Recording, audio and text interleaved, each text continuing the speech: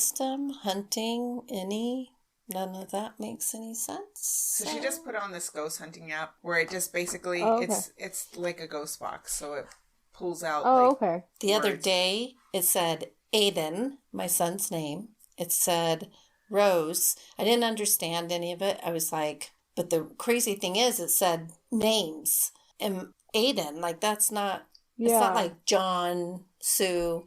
And so the next day, I had a client, and she's like, I'm just really glad that my Aunt Rose came through. And I was like, wait, what? What is her name? I'm like, do you happen to know a Bill? And does he drive a truck? And she's like, oh, yeah, my Uncle Bill. Yeah.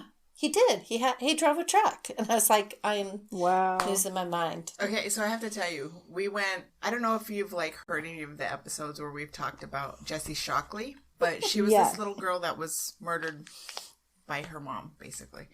Yeah. And so she would come to... She comes to me all the time. Yeah, she still comes to Carlene. Wow. On a regular basis. Yeah. So anyways, she's like, she's been coming to me this week. We should go. Because she took her, like, when all this was still going on. We actually did a whole episode on it. Before she died. Yeah. Yeah, I was going to say, I think I passed it not too long ago. Yeah, so anyways, she was coming to her, like, a week ago, and we were like, she's like, let's go up to the place that she took me before, maybe see if we can get something, I can get some more answers. Like, okay. We went up, left here about, like, 8, almost 9. It was, like, late at night. We're in this remote area. And we were using this other app where it's called Necophonic. It's really spooky. I brought my speaker in case we want to use it for this one. Yeah, at any time. I don't want to use the Necophonic. I hate it. I love it. Anyway, so yeah, we're out there and we pulled into this little cove and we're staring at this mountain range and we're doing these things and it's really spooky. It was spooky. It was very dark. Yeah, so we're just sitting there and then it kept on saying like a number of words and what was psychopath came up? Oh, a little girl's voice. Oh, little girl's voice. And it would say me. Really? Me. Yeah, we're like, are you Jessie? And she's like, me. And we're like, so then it just kind of like, we weren't getting anything anymore. And then we changed over to this different app where it like literally like will type up the word that the other app doesn't do that. It just, you have to try and figure out what it's saying. This one actually gives you a word. So, but it doesn't say it out loud. And there was this one moment where I thought I saw something in the peripheral and the word that came up was stand. And so I was like, it said listen. Yeah. And then it said stand, right? Yeah. And so we're like, listen. Stand. We're trying to figure it out. And I was like, oh, is somebody standing over there? I just saw somebody standing. And then we were like, oh my God, listen, stand. And she like, she's like, wait, because I do this. I'm like, wait, like you see an actual person or a shadow person? And she's like, I don't know. I swear there's a person right there. And I'm like, spirit people I can handle. But if shadow there's a possibility that it's an actual human, no, I can't. Especially after we got the word psychopath. Yeah, right? Oh, hell no. It was super comical. Anyway, so for everybody that's out there, my cousin Bianca is joining us tonight. So you'll hear her pitching in to our story. Move over a little this way. There you go. Now you're in. Am I in it? Yeah. You're in it. I just don't know. Bianca's not in it though. But maybe I'm in it in my own box. Huh? I wonder if we'll be able to add her little box in there. Oh yeah. Yeah.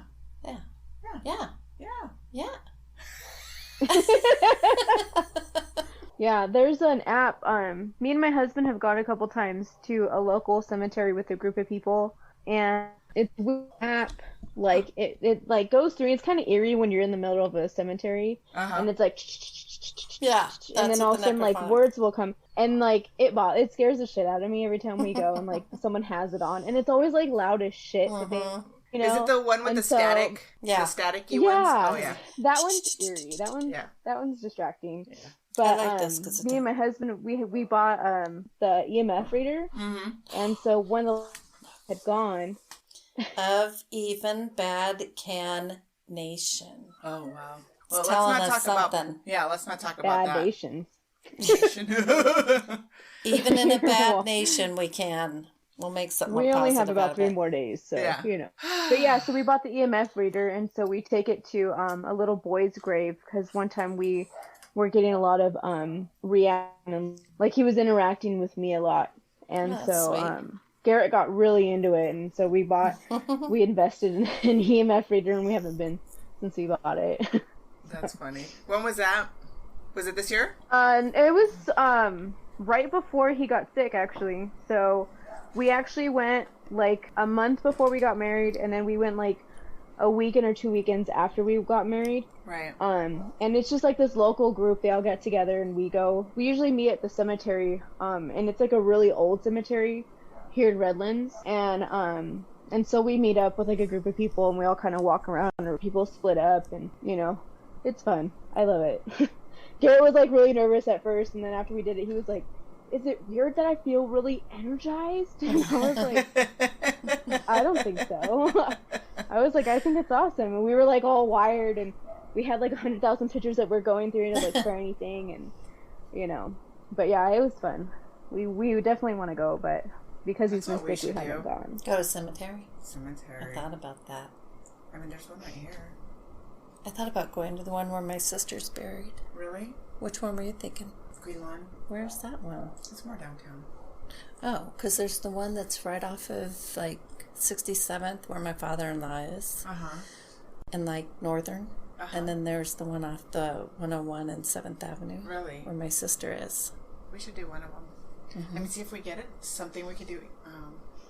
EVP readings too. Mm-hmm. Interesting. Bad Can Nation year. That all makes sense. If it says 2021, I'm going to throw that thing out the window.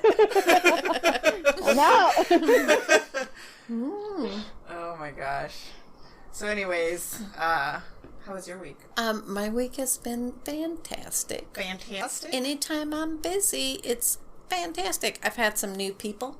Oh yeah? Super enjoyable. Yeah. Good readings? Good really energy? good. I mean, I have to say, was it yesterday's? It was super weird the way they were coming through and had me all over the place. Really? But it was still amazing. And like ADD energy, spirit? yeah. I think she was a little nervous, and so it had me all over the place, but it was just different. And then, I mean, honestly, this is why I allow so much time, because I don't know how it's gonna, how my person's gonna feel, how spirit's gonna be. And then I always tell people, if we condensed everything that was said, it could have been done in an hour. But right. Because they have me all over the place, yeah. But she got everything she needed. I mean, and I think this morning I got, "Hey, my friend told me to call you. I'm super excited." So, must have been good. I love that. Me too. Hey, 2021 has already been awesome for me, so that's good. See, you have to look at it on a personal level and not look at it on like what's going on out there, like macro and micro, like just take it down. It's what you send out, and if we are all on the same page and we get out of that, "Oh my God, 2020 was horrible" funk, right? Then we can flip the vibration and send out this good 2021 is. Listen, 2020 is over. It's in the past. We can't do anything about it. Let's move forward. Let's all think that we've got vaccination for the virus. It's already off to a good start. New administration. A new administration. Already off to a good start. That was me. Oh. Well, let's hope. This was my magic wand. Or your harp. Yeah, my harp. Anyway, but yeah. Oh, look, here we have the word 5 and trouble. Not quite sure what that means, but unless it's something good, we're going to ignore it. But that's what I love that I've been seeing a lot of people, because to me, it's an opportunity to teach people that if you're on a lower vibration, law of attraction works both ways. If you're sending out negative stuff, you're going to get negative stuff. If you send out positive stuff, then you'll receive positive stuff. So anyway, okay, enough of that. Just saying, that's where we're going with it. That's where we're going with 2021. Mm-hmm. We're going this way? Yes. This way? Well, no. Even if there's bottom. Not. I mean, Nosedive like last year. We just can't all be angry. The fighting has to stop. Right. Yeah, I'm so over all the politics and everything. It'd be my mom. I mean, she watches the news 24/7, and I'm like, yeah, I can't have to take myself away. I'm like, I'm gonna go check the mail. I'm gonna go watch The Office for the 1,000th time. Like, I can't. I'm gonna go release the Kraken. Yeah. Yeah. See, you know when to turn the channel. Like, I have to remove myself from this because you start to feel yourself. Even like if I watch, when you binge watch something and then like I'm in the shower, that's my time to like send out stuff or talk to spirit. And when I find myself actually thinking about the show. Okay. When I find myself actually thinking about that show, like I'm living it. I'm like, I need to turn the channel, remove myself because I'm actually living the program. Yeah. What were you laughing at? Nothing. It's just like my weird meditation moment is when I'm in the shower. Like I like try to clear my head or whatever. And then all of a sudden, like I'll start thinking of like my dad or whatever. I'm like, wait. Because you've said, when you think of them, they know you're thinking of them, but I don't want you to, I'm taking a shower. So there's no now boundaries. It's not the time or the place. Well, just think of it this way. They're not thinking of our physical body that way, so you're safe.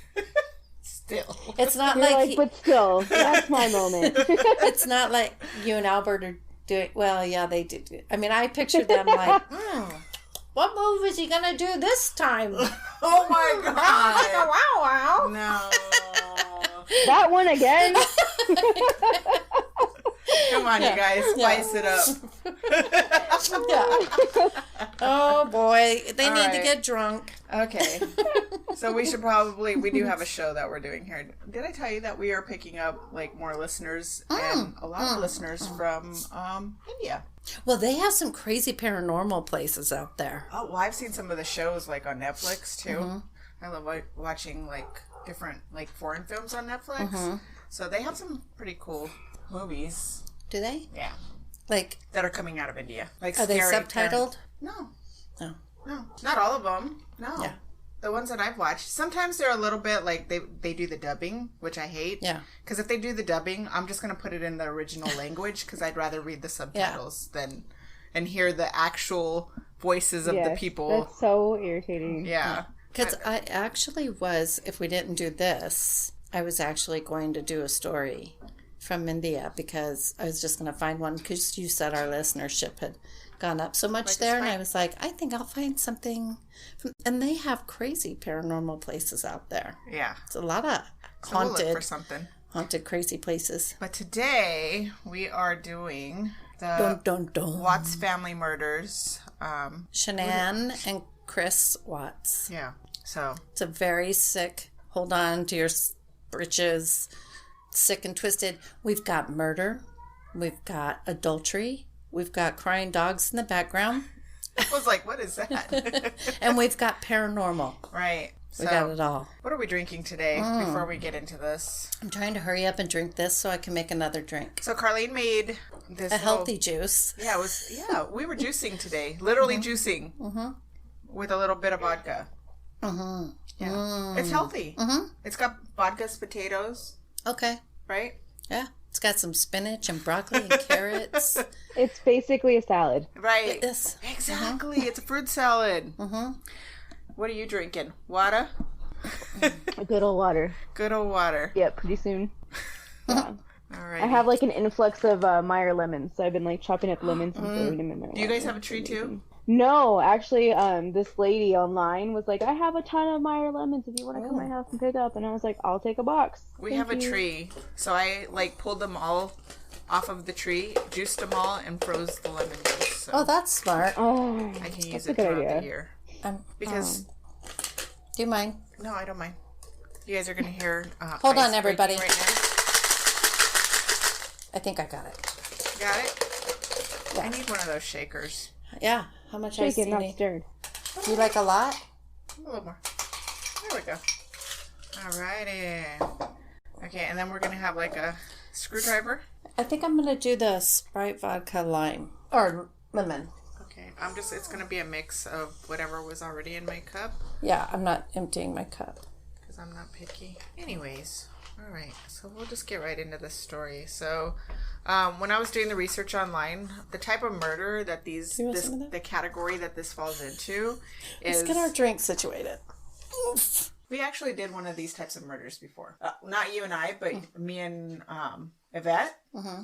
It was episode 19. It was called The Breezenall Murders and Mary Krampus. It was John List. So I don't know if you've ever listened to that, but it's the same type of murder. It's that the family annihilator is what, like the... That's a nice word. Yeah. Where they take out their whole family. Yeah, that's a nice way to put it. I think it's the FBI, like the... Yeah. Terminology that they use for this type of murder or murderer. And Scott Peterson. Yeah, well, yeah. Kind of the same. Yep. Kind of the same Wait, thing. you didn't do his story, did you? No, we haven't done that one. Yeah, because I've been wanting to do that one. Yeah, we should do that one. Mm-hmm. We should do it. Oh, and somebody, Lori, one of Anna's friends. Mm-hmm. I was going to say Lori Vallows pretty much falls into this whole... She does. She suggested... I'll think of it. Don't let me forget to tell you. She suggested one that we should do too. Okay. All right. Okay. Let's do it. Yeah. All right. Our drinks are situated because we are going to need a drink. Putting out the trigger warning out there for anybody that is sensitive to... Yeah. This could get it's a very sensitive topic and it can get quite graphic. Yeah. I've tried to leave most of the graphic stuff out, but I don't know if you did. Yeah. On my side, because I think I just get more, especially when it comes to little kids. Yeah, I didn't put, no.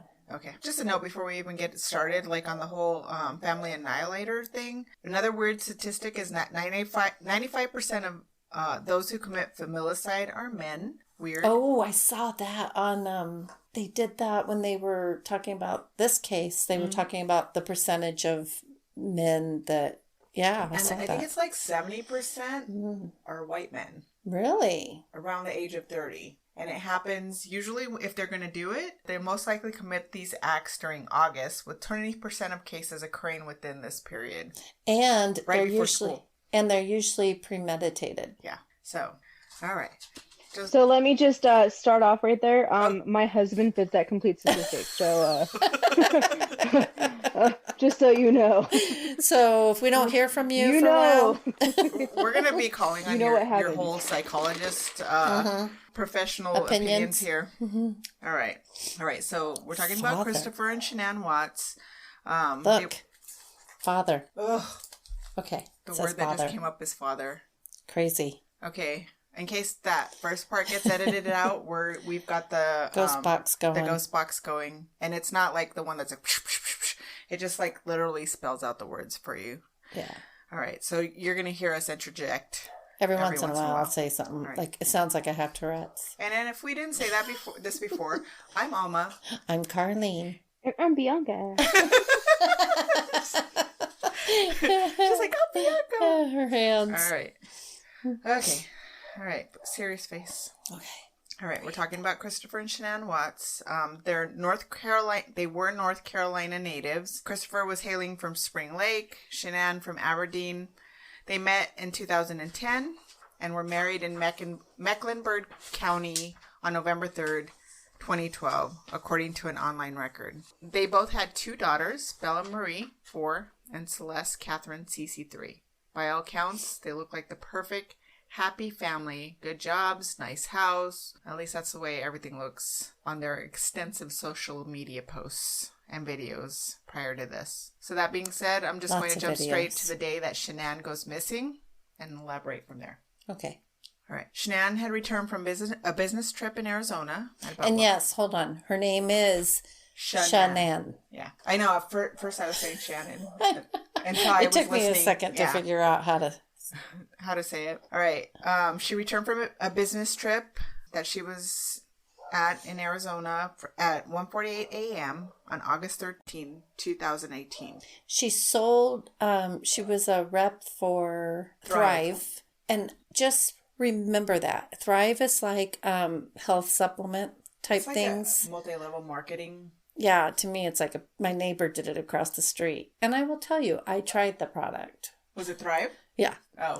And anyway, we'll get to that later, my theories on stuff. But that's what she was doing. She was at a pretty good tier. Right. Because, she worked hard at it. She did work hard. Yeah. She was a go-getter. And Bianca, if you know any of the story, just jump in anytime for any opinion. Interrupting is our game. Yes. If you've listened to us, which I know you do.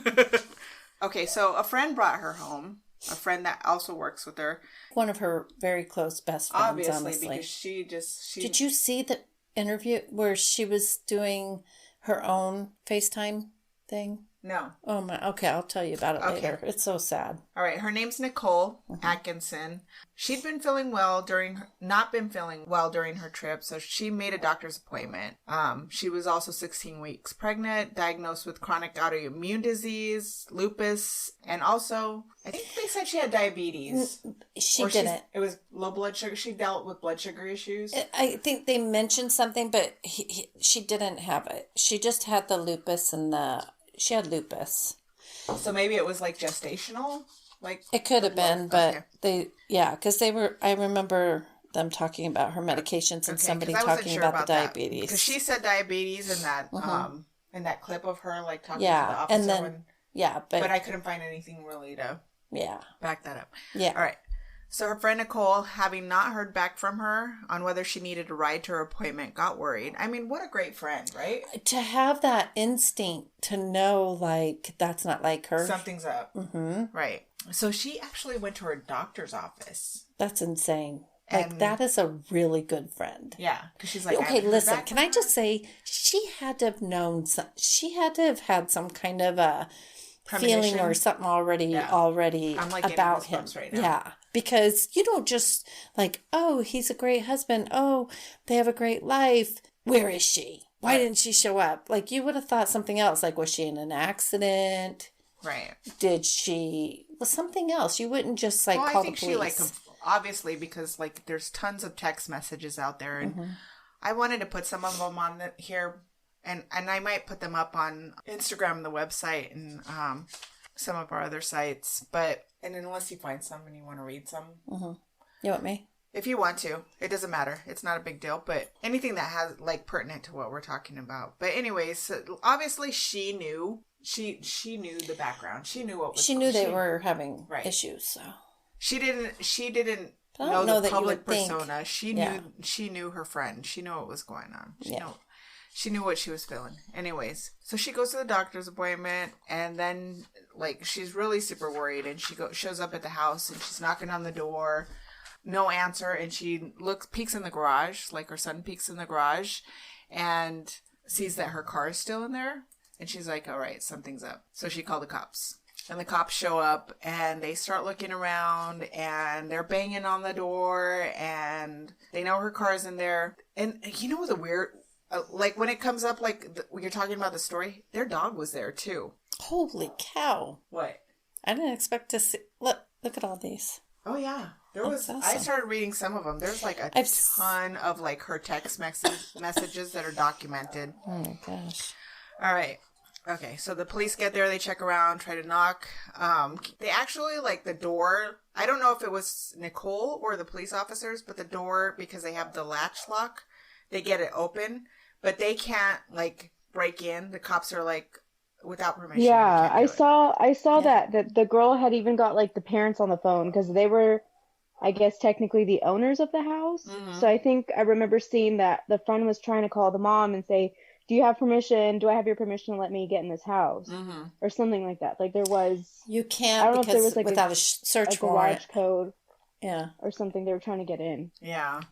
And they couldn't. No. So they get a hold of Chris. He ends up calling the cop back, and then he basically says that his wife told him that she's taking the girls to a friend's house, but didn't specify which friend. Listen to this. Listen to this one text that she sends her friend. I don't have my glasses. I should get them. It says, I said, do you mind me interrupting? No, go for it. I said, I just was worried about me chewing on ice. You sat here in the living room and said you think it would be a great thing to have another baby. We talked about it a lot beforehand, and we agreed to do this. You were so excited and happy. And then I think he will come, and then her friend says, I think he will come to his senses and feel like an ass in a few months. And then she says, I grabbed his hand during the ultrasound, and he didn't grab it back. Like he grabbed it, he pulled back. Like she went to grab his hand, like, what a great time. We're seeing our baby for the first time. And he was like, and it was a little boy. Yeah. It's like, anyway, I just wanted to read that one part because that just kind of demonstrates a little bit of what she was going through, the turmoil that she was going through. Yeah. When she sensed that he had pulled away. Yeah. You could tell in all these texts, there's like, it's well documented, like the conversations between them and then like conversations that she's having with her friends. Yeah, it's sad. I don't know. Anyway. When you're going through something in a relationship, you're picking up on stuff. And like, yeah, when you get that validation. It's just, and you still try. Right. Because you can't believe it. Yeah, I know that her and her friend, she was talking about like even talking to them about like sex. And she was like, he won't touch me, I don't know what it is. Yeah. I even bought this cute piece of lingerie. Like, I remember seeing the text in the documentary that I had seen. And, and she's like, oh, he's crazy to not want to touch you. You're so hot. So she was like a really good friend, always kind of like, pumped her up and was like, trying to give her hope. Yeah. That the relationship was going to eventually be okay. Right. Okay. So, during the welfare check, Christopher gave the police officer permission to search the house where the family dog was discovered, unharmed, but no sign of Shanann or the girls. The searchers discovered her purse containing her phone, her keys, her car, which was still contained the girls' car seats, was in the garage. Shanann's wedding ring was found on her and Christopher's bed. I don't know if I put it in here, but because she came in that morning, her luggage was still like by the stairs unpacked. Oh. So. Yeah, because he said she'd even take off her makeup or her bra or anything. She just got into bed when she got home. Right. She was tired. Well, that's what he says to them, yeah. right? Well. Because didn't they yeah, they did. Yeah. Mm-hmm. She was trying.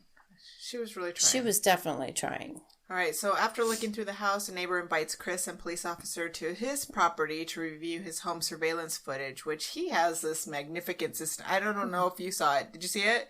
He has like a great, like just because we have the Ring doorbell, and it's not, the pixelation on there is not the best. But yeah, it's super really clear. Yeah, yeah. Even he was like, you could see.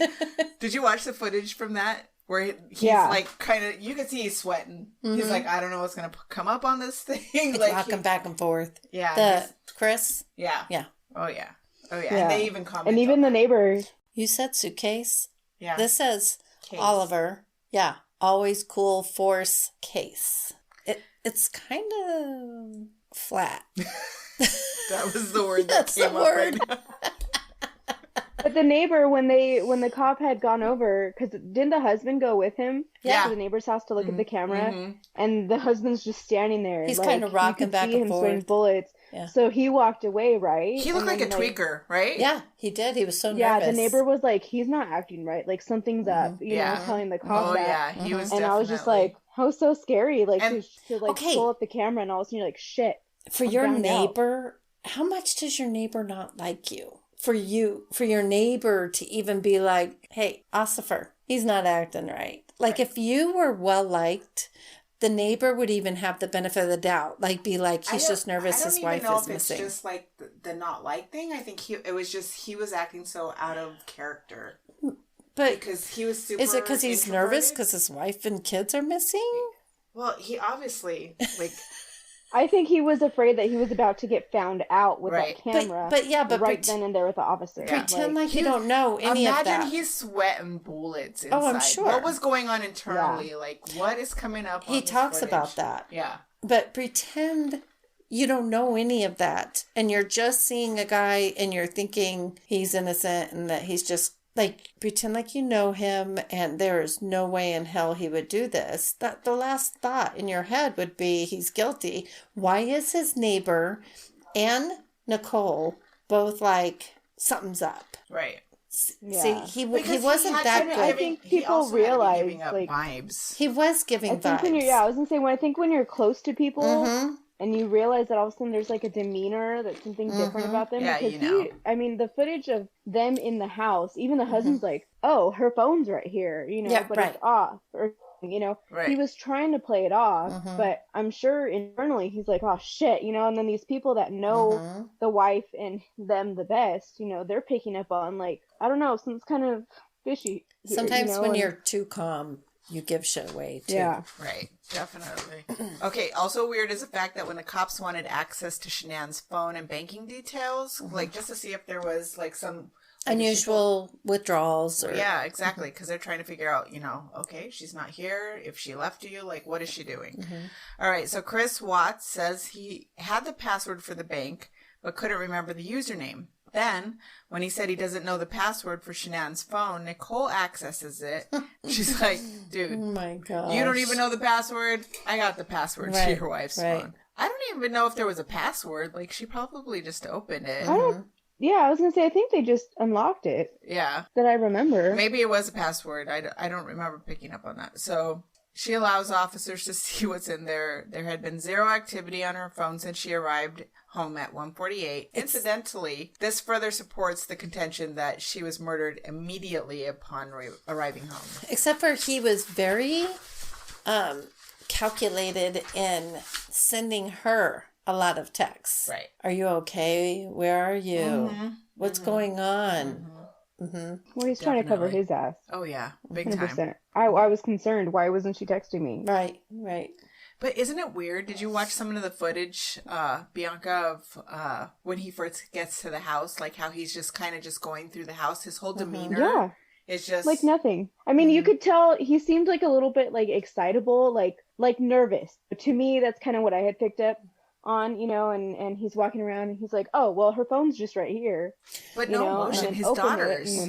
Your daughters. I would be like, where are my kids? Yeah. Yeah.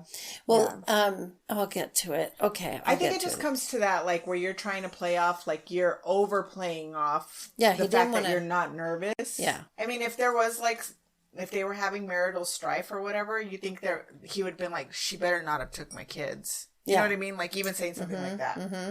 I don't know. Like, she kidnapped my kids. Right. Find her. Yeah. Okay, where was I? My first thing, if I was the husband, I'd be like, she kidnapped my kids because we were talking about I told her I don't love her anymore and I want to get separated. And she said I'd never see my kids again. So she probably went back home to her parents. That she took my kids. Well, okay, so now that you said that, like I was remembering the footage where Nicole's first talking to the officer and she tells the officer that, oh, and apparently, like, he's planning on leaving her, and that's something she didn't know. Oh, damn. Because she hadn't talked to her friend about that. Right. Because she would have. Right. Had she known. That's amazing. Right? Right. Let's see. Oh, and then back to the footage of that the neighbor caught. He backs up his car. Yeah. He never backs up his truck. Yeah, that's one of the But things he kept saying, occasionally I'll back up my truck and load it with stuff. He never does that. Yeah. when he leaves, he's like, he never does that. Yeah. He literally never does that. Yeah. He's like what's that guy from Home Improvement where he just was like always just in the fence? Like he never backs up his truck. Like Mr. Wilson, right? Yeah. He's peeking. I know what this motherfucker does. I watch these videos extensively. I know what everybody does in this neighborhood. Yeah. We had a neighbor like that. When we first moved in this neighborhood, he literally like gave us the rundown on everybody. And I was like, damn. He knows everything about That's everybody. Hilarious. He is the Gladys Kravitz. He's watching everything. So now I'm watching you. All right. So yeah, he pulls up the car into the garage and he goes back and forth several times before he pulls out. And then he even tells the officer that when Shanann was gone this previously, not just for this business trip, but she had left for like a whole month. Right. They went 6 weeks and she was in North Carolina. Yeah, I think it's North Carolina. With their family. To see her family. Yeah. And he only went for the last week. But that, Okay, we'll get to that. Yeah. We'll get to that. We'll get to that. All right. So the FBI and the Colorado Bureau of Investigation joined the investigation the next day. Christopher initially told the police he had no idea where Shanann and the girls might be, go figure, and had not seen his wife since 5:15 a.m. the previous day when he left for work. He gave interviews to Denver stations KMGH-TV and KUSA TV outside the house, pleading for the return of his, which this makes it so much worse. It's so gross. It's gross because after the fact, you already know. I remember when this happened, and I remember seeing his interviews. And I don't remember in any of the interviews him crying at all. No, he never cried. Sorry. Not even in his interrogations. Single emotional. No. And the police even say that. Right. He didn't show emotion until the jailhouse interviews when the police went and were like talking to him. But he was blank. And I just remember asking Spirit, like, did he do it? Yeah. Oh, crap. That sucks. Like, he didn't even look like he gave a shit. Like, his eyes were blank. There was no emotion behind him, not even fake emotion. Right. So it talks about while he's giving these interviews, investigators with the search dogs could be heard on the property during the interview. Mm-hmm. And we're definitely going to get into that later. Definitely. There is a paranormal element to this whole story. At one point, he says, Shanann, Bella, Celeste, if you're out there, just come back. If somebody has her, just please bring her back. It was almost just like in that tone. If somebody has you, I just want you to come home. No, I just want you to come back. Like, no feeling. Like somebody reading off the teleprompter. Yeah. Like, please. This is what I'm supposed to say. We just want peace. Right. Don't ransack the Capitol. I'm sorry. She couldn't resist. I couldn't. Sorry. I probably will delete that out. All right. All right. I might not. I don't know. Just do it. Just do it. Mm-hmm. And then he says, this house is not complete without anybody here. Maybe you shouldn't have killed your family. I mean, or are they there? All right. So before we really get into the interrogation, I want to talk about the affair. Yes, with Nicole Kissinger. Is that her name? Mm-hmm. Okay. And you can interject because I know you took extensive notes. I got my notes. I'm going to put on my glasses. Oh, I don't even think I need to. So unbeknownst to Chris, the FBI already interviewed, prior to them interviewing him, Nicole Kissinger. And she came forward on her own, which I'm going to let you talk about. Yeah. Well, I'm kind of torn about this whole coming forward part. But yeah, she came forward on her own after she started putting the pieces together. And I think she didn't want to be accused of being a part of it. So she was trying to come forward with good job. Is it sour? Is it sour? Hello. I saw your face and it's like I felt that. I just sucked on a lemon right understand. now. Sorry. Do. All right, let's understand. But anyway, go ahead and do your spiel about the Nicole. All right. Because first of all, I want the disclaimer. Give you the basics. Okay, but I want a disclaimer. When I talk about any of the parties, but mostly this woman, I am not being a mistress hater. Mm-hmm. I am being I tried to go in as open as possible. Honestly, I kind of was giving her the benefit of the doubt. So not every mistress comes in knowing all the details. Because sometimes you come into a relationship and somebody is legitimately at the end of that relationship and you don't, I don't know. I just feel like she knows not every person that comes into the end of a relationship is the mistress. No. You know what I mean? So she might have been, because in her mind, she thinks that they're getting a divorce because he's told her. I do believe that he did tell her that. I do believe that he lied to her a lot. I do believe. But read your part and then your spiel, and then I'm going to tell you a little more, and then I'm going to tell you why I think the way I feel. Because it took me a minute to get there. All right. So they met in June of that year at work. Oh. Mm-hmm. However, the physical relationship didn't start until July. So let me just take you to June. And stuff. In June and July, for parts of June and July, Shanann is out of town with the girls. That's when she's in North Carolina or North Carolina? I think so. If not, I have it somewhere in here. Mm-hmm. Anyways, the couple went on a plethora of dates while Shanann was away. Chris spent the time going to bars, restaurants, car museums, sand dunes. Mm-hmm. There's this chick already has Facebook pictures and stuff.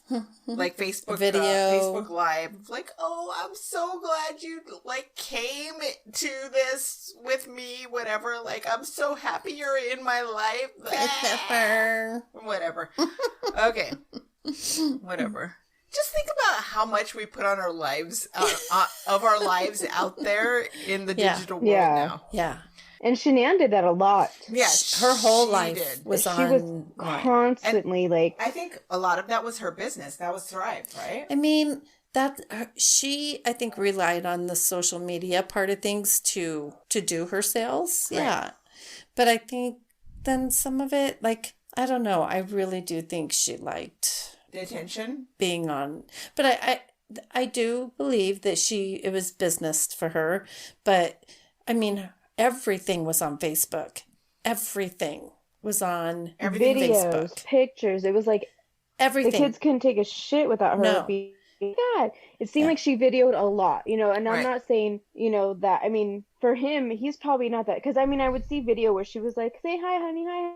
And he's just like, hi, I He's feel an like introvert. that would be overwhelming for someone Mm-hmm. who's not used to that, Right. And if that's her business, she's used to being online, she's used to, that's her persona, where for him, it's probably he's an introvert. She's truly an extrovert.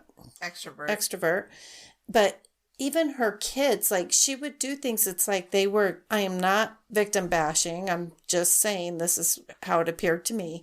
It was like they were accessories. Mm-hmm. And so even if they were doing a cooking, it was okay. And she's reading all the replies. And then it's dump this in, the kids they think they're doing a fun project with their mom, but she's doing something for Facebook. And so they weren't really being paid attention to. That's part of the culture that we're living in right now. That has something else to do with my theory. Right. Because I think she got so into it. And what you see with a lot of kids, they forget how to socialize because they only know how to interact with their phones and laptops and tablets and equipment, that they forget they don't know how to interact with humans anymore. Right. And I truly believe it's not even just the kids, it's adults. Right. Well, that's what I mean. I think they say that about kids a lot, psychologists and stuff, but I saw that happening with her to the point that it was affecting her. I know my neighbors hate me right now. Relationship with her husband. Losing her mind out there. Yeah. Is that Shorty? Oh yeah, she's still outside because they're out there. Do you wanna? What are you doing? Interject, Bianca, about the whole social media thing? Well, no, I mean, I'm with Carlene. I don't want to victim blame and say, that she's the reason, but I think maybe what she was doing does have an effect on their relationship. Like Carlene was saying, it's just, you're so much into the online, where her kids, like you were saying, her kids think that they're doing a fun project, but she's over here just putting on this show for. Mm-hmm.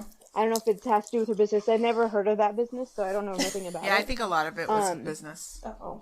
But I mean, I know someone personally that they put a lot of their stuff on there, and there's times where I have to mute them, which Facebook does the mute button for 30 days, because they post so much stuff about every single little thing that they do with their kids, and I'm it's well, not even just because their kids, it's just them. Yeah, every little thing that they do. Yeah. But that's not safe either. Even my kids are adults. They can post what they want. But I post very little about my life. I post very little anyway on Facebook. But when I do, I post very little. Besides what's on this podcast. Yeah. Well, you can hear everything about me on this podcast. But I mean, right down to the farts. Yeah. Bodily functions. But I mean, it's picture photos of my kids and things that you can't take down. You can, but they're still up there in some way.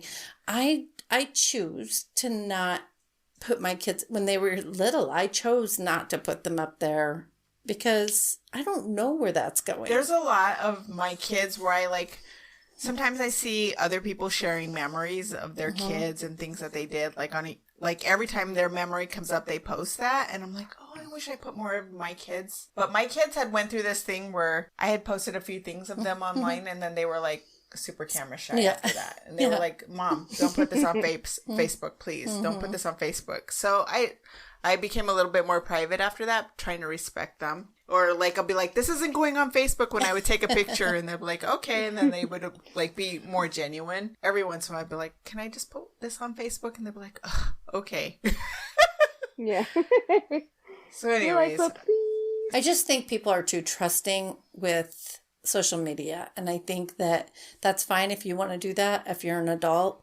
But I don't think it's fair to do that to your kids who don't have a say. Well, I think there's a lot of people that are like, what is it called? Social influencers that put so much of their life out there. And that's kind of, I think that's kind of what she was doing with the Thrive business, is like just trying to like I feel like some people like curate their lives. Yeah. They're like, they put everything picture perfect, and then they like put the camera up. I mean, she did. She wanted people to think she had the perfect little cookie cutter life. Right. And her 2 kids, one on the way, and her perfect home, which, by the way, they couldn't afford. Right. You know, that's another thing. They were like in debt, like up to their eyeballs. They had claimed bankruptcy, and so part of the thing that's out there is that he was like under like a lot of financial pressure because they were like so in debt. She had a spending problem. Like, she wanted to keep up with the Joneses, but they didn't make the money.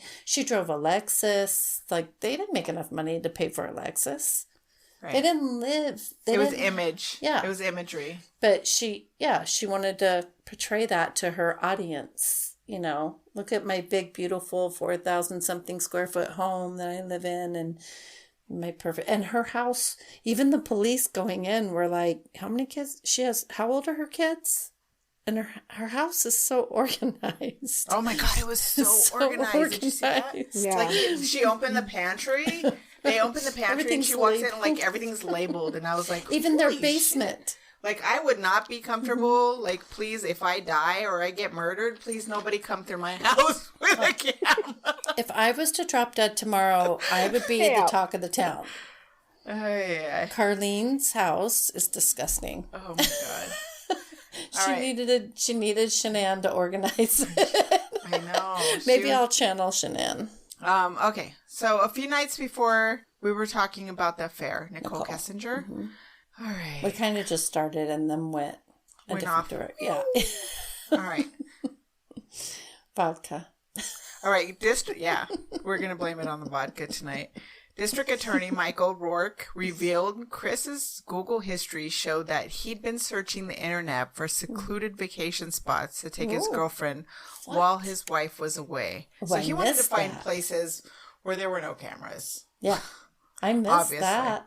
Yeah. All right. So a few nights before Shanann returned from Arizona, he took Nicole Kessinger on a date to the Lazy Dog Sports Bar and Grill in Colorado. And he used a joint credit card and spent $60, making Shanann suspicious. Like, she saw this. What? Oil. What does that mean? Oil. Oh, yeah. They were dumped in. Okay, let's. What?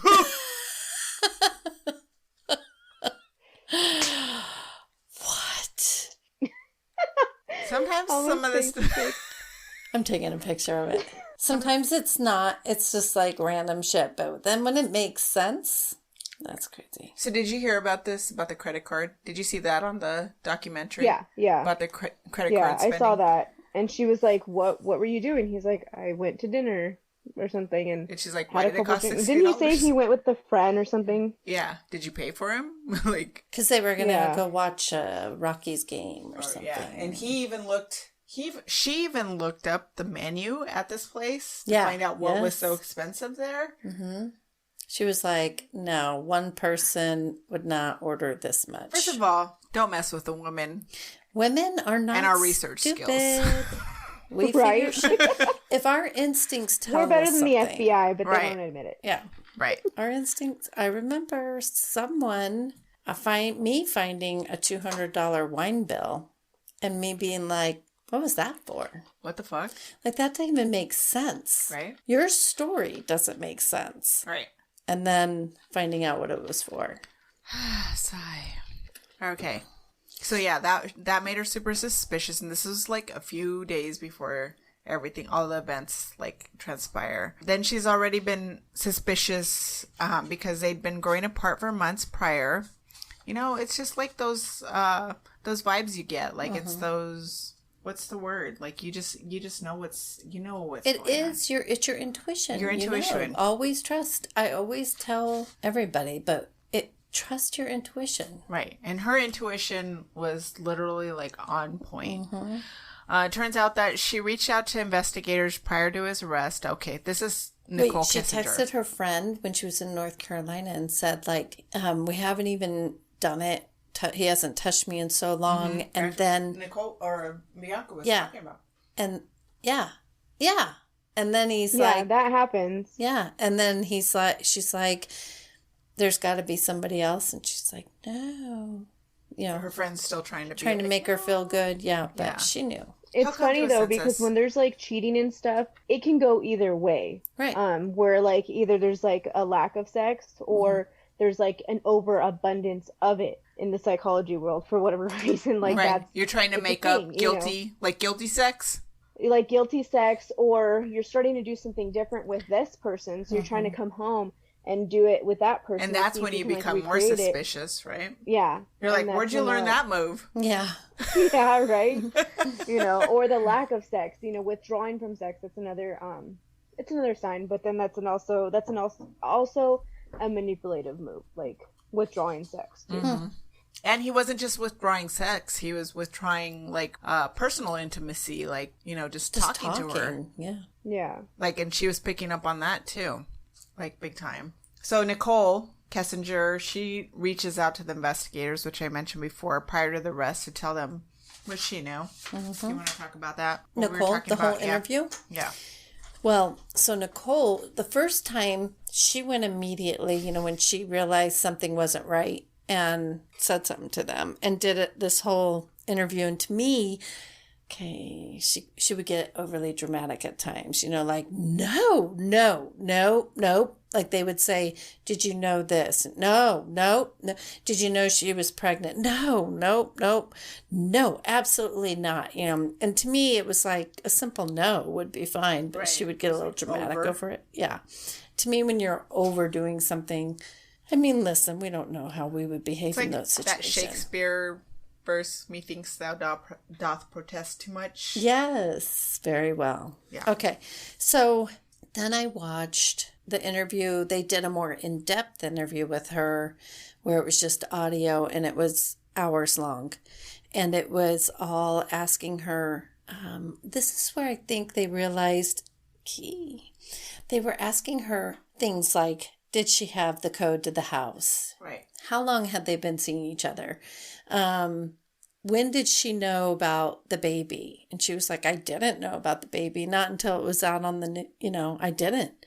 And then there were times that she, you know, she really likes to talk. She likes to hear herself talk. And police officers love people like that, because eventually you're going to forget your own lie and stumble. And there were just a couple little things that triggered me, so I'm sure it triggered them, that it was like, oh my God, can I just say that the detectives, they were so, like, they were awesome. They were, actually. I give them a lot of credit, because to me, they were really good about, I'm your friend. Right.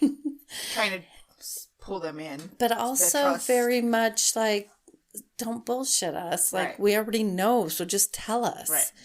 And with her, they were just like letting her talk, making her feel very comfortable. And I think because giving her enough rope to hang herself. Yeah, like, because I truly believe there's a part of them that thinks there's a possibility that she could be involved in it. And she just kept swearing like, no, I knew nothing. You can look at my phone. You can look at anything you want. And incidentally, she deleted all the text messages between her and Chris. And I did not all, but most. Yeah. And she did look up, like, after the fact, the FBI had found out that, like, in her searches, one of the searches that she searched was, how long do your messages stay with your telephone carrier or something like that? Like, how long do your text messages? She also, what she kept at, they were like... Which is suspicious. Super. Kinda. She was like, do you mind? They said, we can subpoena, but we would rather, they made it very clear during this interview. You can walk out at any time. You're not under arrest. This is voluntary. You can stop this interview at any time. So then when they were asking for her phone information, they did the same thing. We would like it if you would give us access to your phone, but if you don't, that's fine. We'll just wait for the warrant. It's cool either way. And she got a little nervous. Yeah. And she was like, well, I just don't, you're going to look at everything. There's some pictures on there that are rather risky, or there's this, or we spoke of things that were, has nothing to do with what happened. They're like, all we want, they were very clear. We only want things that would pertain to the events that happened on the 13, 14, 15, whatever. And they're like, that's all we want. Right. And we don't want to look at your naked pictures. We do want to look at any attachments. There was naked pictures. Oh, I'm sure. She said, okay, because he had a special, like, hidden, it was like a, calculator app on his phone where he could hide messages. That exists. Well, they even asked, and she's like, they even asked about a secret app. And she was like, oh, I don't even know anything about I don't have Facebook, I don't have Twitter, I don't have Instagram, I don't have any of these things. And I'm like, girl. How did she even put that out there? I will tell you, again, sometimes when you talk too much, I am a natural over-explainer. That's just who I am.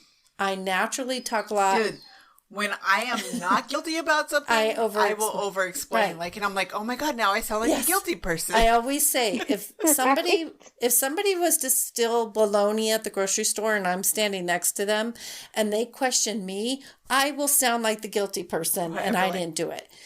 I get it. I didn't buy bologna. I only put I don't even eat bologna. I'm a vegetarian. I don't eat bologna. I'd prefer a hot dog over bologna. I used to eat bologna when I was a kid. I remember we used to fry it and then we'd put cheese on it. I would go down the whole story. That's me. I naturally over-explain. Cops would love to interview a person like me because I will talk. But if I am telling the truth, my talking might be a lot, but it stays the same. Right. My story stays the same. If you are somebody who is a natural born liar and you aren't telling the truth, I can always tell certain people when they're lying in my life because they talk a lot. Right. Their lies come with a huge story. Right. No, I can't. I went and did this. I couldn't do this because then so-and-so needed a ride and I had to take him over here. And then I had to do this. And then I had to do that.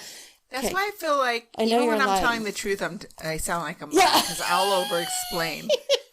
But having been like in the managerial side of things, when somebody's calling in and they're like, they tell you like the whole story all the way back to their mom and their dad. And like they just like... over-explain the story. You're like, okay, all right, you're taking the day off, all right, that's fine. Like, I know you're I not didn't need telling the whole truth. story, but okay. Yeah. But this woman, I truly believe, one, she likes to hear herself talk. Two, even her dad and the cop were like, she talks a lot. And then he's like, oh, ever since she was little, she would talk a lot. She also was saying things that she would say something. She would say something, and then later down the road, it was like her story got a little twisted. So I think even the police were on to like, oh, there's little parts of her story, just enough to change to make you go, that's not what you said. And so that's where I was like, there was a time that I was like, all right, she really didn't know. He was lying to her. And then there were times like in the middle where I went, oh, crap. I think she was on board. Right. I think she did have something to do with it.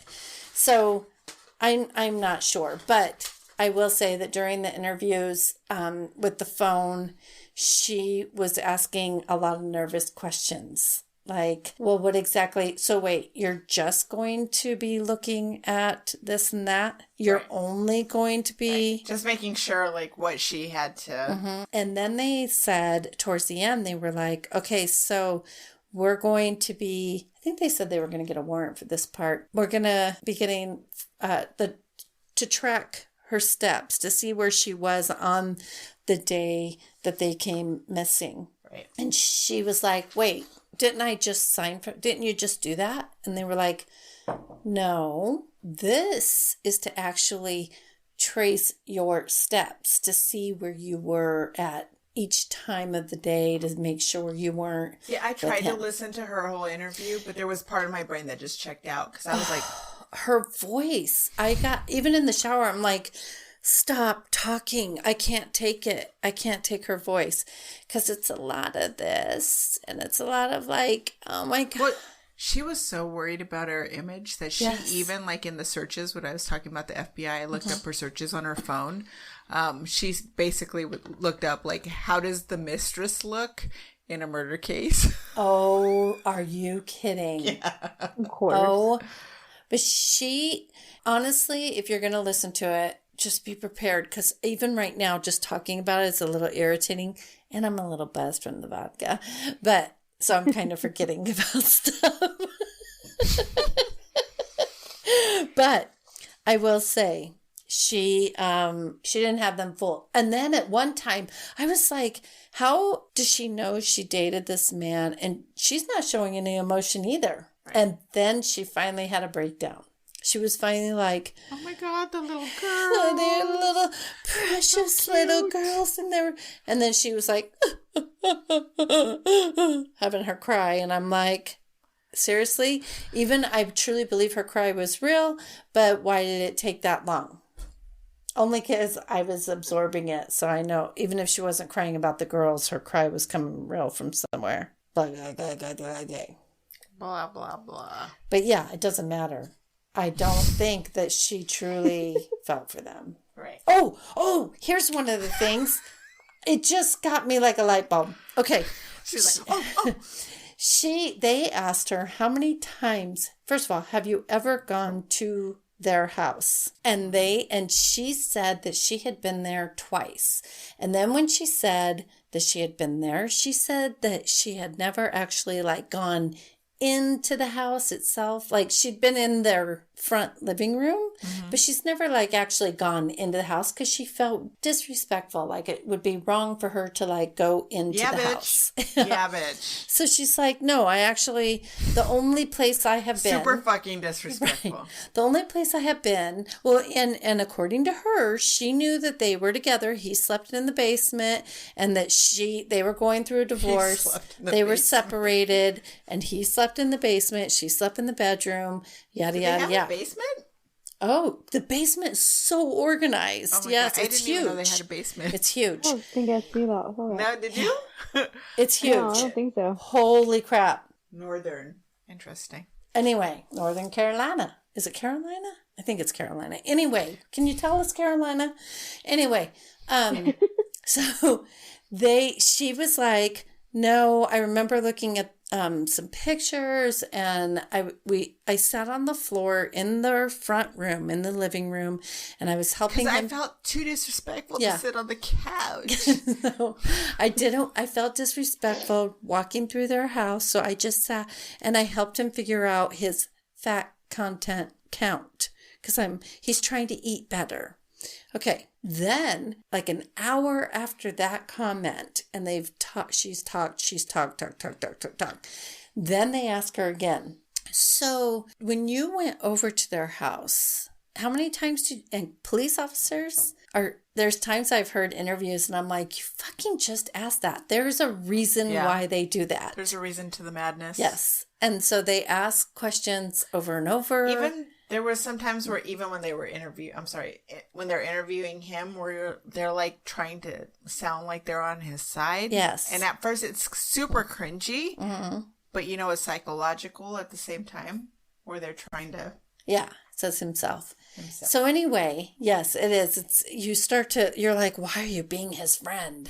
But they're not stupid. They are trained to do these interviews. Anyway, she is telling them, the officer asks, how did you get in? How did you enter the house? And he says, how many times were you at the house? And she's like, I think she repeated that she was only there twice. And then she explains how I think this is where she says she saw pictures of the kids and the family, and how could he do this to these beautiful girls, and that she went into their playroom and saw, because she was like, wow, they have so many nice things and they must be doing really well. She even talked about the car. Yeah. She talked about. So she's been in the garage. She went into the playroom. She's been in the front room. His car was too nice. She's blah, blah. been into the garage. She knows how much he makes. Like, she there's works no way he can afford that car. Yeah.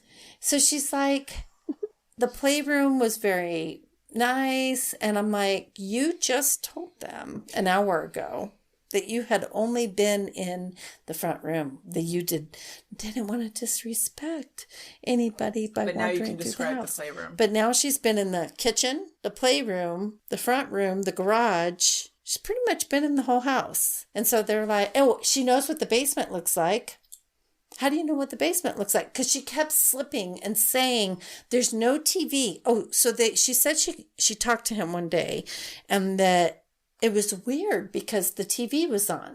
So here's my feeling. She knows more than she knows more. Disclosed. And the officer was like... Because there was a lot, like, they even, like, on the phone records, the day that Shanann went missing, there was a whole bunch of calls, text messages between the two of them. Oh. So I feel like there was something, like, he must have. They knew. Or honestly, that's my... Some people think that... It may not be the thing, but... Some people think he was assisted, so maybe she assisted. But... I don't think she assisted him. I think she mentally assisted him. Like, oh my God, I did this thing. I need to talk to you, blah, blah, blah. Like, I think it was like some people think... Because the police think, like, the way that they were questioning, it sounds like they believe she didn't want children. And so that she expressed when he said that he had children, that kind of was like I don't want any kids. And that kind of was like the tipping point. And that's why he did it, because she didn't want kids. So he took care of Shanann and the kids so he could be in this relationship. So then that segues us into Christopher and his interview with the cops. Yeah. The FBI actually was that interviewed him, right? I don't know. He was interviewed by everybody, but the one that I was most interested in was that final interview. With him and, it was North Carolina, by the way. Oh, was it? Okay. All right. So Christopher was arrested late August 15th, 2018. Mm-hmm. So if we remember, she went missing August 13th, 2018. According to the arrest affidavit and footage from security camera in the interview room, he failed a lie detector test, which was pretty, like, I watched that whole lie detector test. That was so insane. Yeah. She, Wasn't she great? She called him out. Yeah, she totally called him out. And she basically said, if you're guilty, motherfucker, you shouldn't be sitting in this seat right now. Mm-hmm. And he was like, he just sat through the whole thing, right? He's like psychologically, like, as a psychologist, like, what did you think of that whole interview?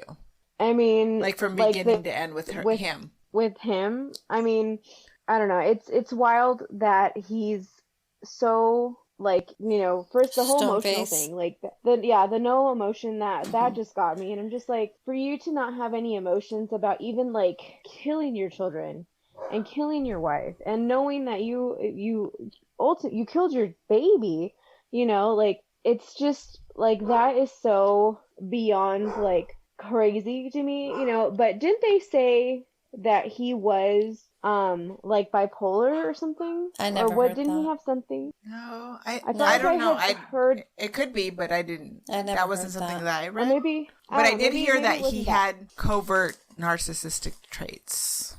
That I did hear. But maybe. But it's just it's beyond me for a person to do that, because you would think they would have some kind of remorse, regret. Like, I can't believe I did that to children, to like My own children. person. Yeah, my children. He said that when he was doing the FBI, CBI, and the Frederick Police Department interview, he said that, because they asked him about that moment. When you were doing the polygraph, she said, when I did that polygraph on you and you were sitting there telling me, and I'm calling you out, and you are telling me, no, they're going to come back home. What was going through your head? And he said, I knew you guys knew. Right. I just didn't know what to do. He was play acting through the whole thing. Yeah, he's like, I just knew I wasn't going to leave that station. I knew. And that's why when they fed him, did you see the part where the police were like, did Shanann do it? Did she kill the kids? And then you did. So they gave him that idea. They were trying to give him an out, almost. He told them, he said, when you said that, planting a seed, you gave me the idea to use that. And they like, oh, like they didn't even realize they did that. That's what they said. They did. They said they did not. They're like, oh. Then they just said. They were just like trying to come up with scenarios. Something. So yeah, he fails at the polygraph, like epically. Mm-hmm. And then they tell him, they're like, dude, you failed. Yeah. And then they're like, we have your dad. We flew him in. That's what he said. He said, when you kind of planted that story in my head about did Shanann do it, he knew that he was not going to be leaving that place. Right. And that all he wanted to do was explain to his dad. Right. And have one last, because he knew that was the last time he was going to be able to be in the same room with his dad. Right. So he said, I just wanted to. So then they bring in his dad. My dad. Yeah. So they're like, your dad's outside. Mm-hmm. And he's like, can I talk to my dad? Mm-hmm. And they're like, okay. Mm-hmm. And then he's like, do I go out there? And he's like, no. Mm-hmm. They're like, no. They're like, there's too many reporters. There's too many people walking around out there. Let's just do it in here. So then they brought his dad. His dad comes in and he basically tells his dad this lie. Right. And his dad's like, tell me the truth. What happened? He's like, I walked in. Shanann was choking one of the kids. Let's just say Bella. Anyway, you go ahead. He was saying he was choking the kids. She was choking the kids. And that he ends up choking her to death. Kind of like in self-defense because he sees her choking the kids, so he grabs her and because they planted the seed. Right. They had already said, did Shanann do it? Was she hurting the kids? Right. Which is probably something he didn't even think of himself. No, he said he didn't even think of that. That they planted the seed and they were like, oops. Like that was not their game plan. That wasn't? No. That's what they said. That was not their intention. I thought it was like psychological just to get him to divulge more information just so that they could find out where the girls were and where Shanann was so that they could just move on with the story. They did say that because he wasn't saying anything, he wasn't talking, that it was kind of like then they were trying to figure it out. Mm-hmm. Like, okay, well then did this happen? And then that is what kind of got it going. So, So from there, they find out where the girls are. What is that? Esme? ESME? That's weird. That's random. I'm telling you, it says weird things. Anyways. Okay, so during the investigation, he claimed Shanann had strangled the girls in response to his request for separation. So what comes out after this is that Shanann comes home. They end up, like, having sex. Like, she's trying to... What the fudge? I don't know why I keep saying that. And it comes across when we're recording, too. Yeah. Anyways. Oh, that's interesting. It was more of a test from her, like, where are you at? Right. And then afterward, he feels guilty. This doesn't come out in, like, this actual confession. This is after the fact. Can I tell you? They asked him about this. Like, why did you have sex with her? Right. Was it revenge sex because you wanted to, like, was it sex to be like, I think it was guilt sex. Well, they were asking him, was it because, like, showing Nicole, like you were cheating on Nicole? Right. Like, doing something to Nicole. Was that your mindset? Or was it because you were trying to get back together with her? Was it what I wish they would have asked was, did you have sex with Nicole when you last saw her? Because it was just hours before he saw her, his wife. Right. And then did you have sex with your wife? Because that would have meant something to me. Right. So they have sex. Mm-hmm. She falls asleep. Then he wakes her up and he's feeling guilty. Okay. I might be wrong. Can you hear me? Yeah. All right. So I might be wrong in the sequence of events here, but like at some point, like he wakes her up because he's getting ready for work, because this is after the act. Mm-hmm. And he wakes her up because he feels guilty and he wants to get it off his chest. Like, no, yeah, they're like, why did you wake her up? Right. Like, she's pregnant and she's barely gotten any sleep and you want to wake her up. Like, they did not understand that. Right. And he basically says it's because he wants to get it off his chest. They talked about it, and he basically, and I don't remember at one point, I don't remember if he discusses this in the confession or if it was in the after tapes. Like they're all like kind of blending together at this point in my brain. I try to figure out which is which too. He says that he basically, she's like, you motherfucker, you cheated on me. You cheated. I knew it. I knew this was happening. Oh, but he's straddling her. Yeah, he straddles her and he starts strangling her. her. But wait, hold on. The police cannot get to the bottom of this. And they even try in the after interview while he's in the jail in Wisconsin. So it definitely is the after interview. They cannot, no, but it's even, okay, yeah. And they cannot figure, but even in all the interviews that they do with him, they cannot figure out, they keep asking him, okay, when exactly did you climb on top of her? And he's like, okay, I crawled in bed on my side. I nudged her and was waking her up. And then he makes it sound like as soon as because she was sleeping kind of on her side and stomach, and he makes it sound like as soon as she like rallied up, he climbed on top of her. And then he said, I think she thought that we were going to have sex again.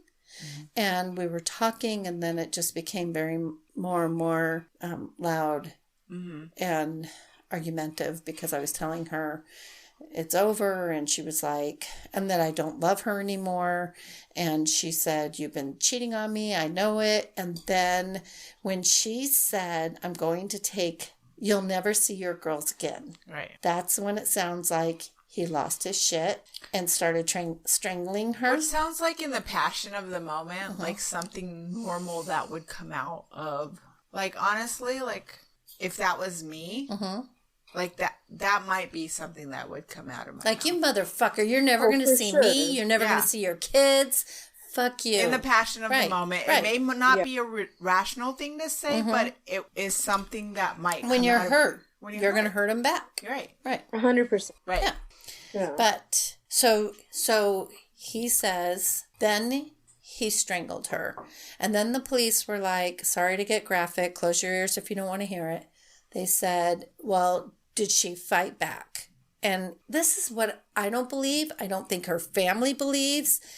He said she never fought back. And he said, that's why when you were checking me for wounds, for defensive wounds, that's why you didn't see anything. This is a thing that's hard for me to believe, because they said there's not a lot of defensive wounds on him. There's not a lot of, I feel like he choked her in her sleep. Okay, well, what I kept seeing when I was watching this, because it's just a picture of him and it's just audio. So what I kept seeing was when he straddled her, he was straddling her so her arms were down, and I think his legs were confining her so she couldn't fight him. Right. And then he was strangling her, and he's a buff guy. He's very strong. And I think, and then they were like, did her eyes bleed, the bloodshot eyes. Oh my God, okay. I know, all right, I know. guys, we're about to get graphic. I already said that. And so then they're like, no. He said, I don't remember seeing any of that. I don't think so. You went upside down right now. I know. I'm over my he said, he doesn't remember any of that. But when you get to the part about the kids, there's stuff he also doesn't remember, and He does remember that one of the girls walked into the room. Well, no. When it gets to where he harmed the kids. Right. He also said, I'll just say it. He says that the police are asking whatever child did they fight back? Like, were they struggling? And he said no. And they said, do you remember in court when the pathologist or whatever was talking about the damage done to the skin between the lip and the gums? And there was actually a hole in a part. Mm-hmm. And he said, no, I don't think he was listening to any of that. And he said, the only way that could have happened is if she was struggling and fighting back. And do you remember any of that? And he said, no, I don't remember her. And he said, was she screaming? Was she grunting? He's like, she may have made a couple grunting sounds. So I honestly think in his rage of killing both or all three of them, I don't think he remembers. I think that he had Shanann strapped down with his legs and then was choking her so she couldn't move. Do you think it was like a rage blackout? I totally think he could have been in a psychosis or something, for sure. That came to mind when I was listening to some of the dialogue. My opinion, when I was doing a little, trying to analyze, how did this happen? My whole thing was that it's still twitching. He submerged, because they said he never got angry. He was very mild-mannered. I think he stored all his emotions. He didn't show a lot of emotion, period. Well, I grew up not showing a lot of emotion either, and I had to learn to because in my world, you couldn't show certain emotions. And so I think that he trained his brain to not show certain things, and to even since he was a kid. So you can only push that anger and sadness and whatever it is down so far. And then he's in this relationship with his wife, and he's dominated. Brings up the whole mother-son relationship, because his mom was a dominant figure, obviously, in some of the interviews. And obviously, and she even admittedly said that she was the dominant person in the relationship, that he was a very repressive person. I'm sorry.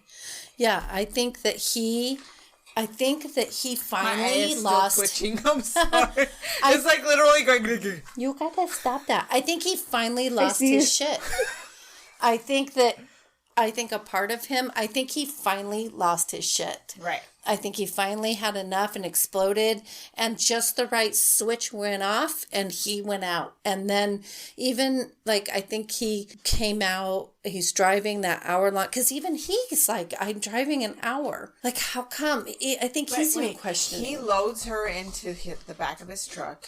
He puts the girls into alive.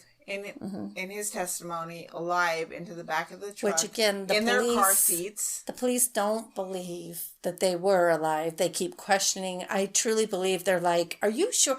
We just want you to tell us the truth. It's okay."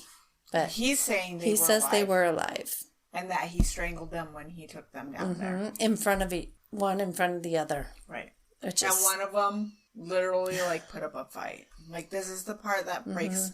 It all breaks my heart, but just knowing that one of them was watching their sister being killed. Oh, and she said, "Are you gonna do to me what you just did to Cece?" It was Bella, I believe, because I wrote it. I think I wrote it down because it was very.